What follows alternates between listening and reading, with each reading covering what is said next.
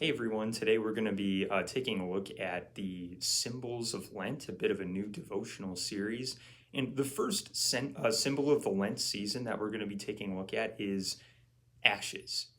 Just last week, we celebrated something called Ash Wednesday. That's the start of the church season of Lent, and it might have raised a pretty good question in many of your minds.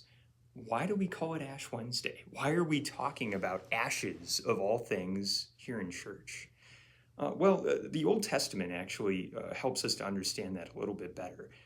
The ancient Israelites had a practice of pouring ashes over their heads and wearing sackcloth at a point in their lives where they were experiencing something truly terrible, maybe a personal or maybe even national low point.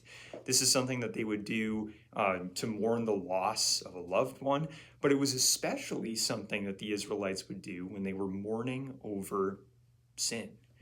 Why did they do that? Well, it actually kind of calls back to something that happened at the very start of the Bible. Right after our first parents, Adam and Eve, fell into sin, God looks at them in Genesis chapter 3 and says, For dust you are, and to dust you shall return.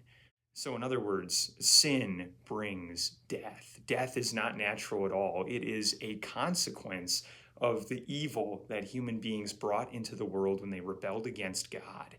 And so, ashes, both back in the Old Testament and in the church today, remind us that because we are sinners, one day we're going to die. But at the same time, ashes don't just point towards our death. That's not the only thing that we use them to talk about during this season of Lent. They also point towards the death of someone else. They point towards the death of Jesus. Jesus paid the price for your sins. His life was beaten into ashes and dust. He died for you.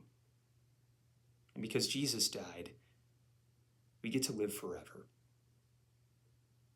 So why do we call it Ash Wednesday? Well, it's because sin is serious, because sin leads to death. But it's also because Jesus, through his death, gives life to you.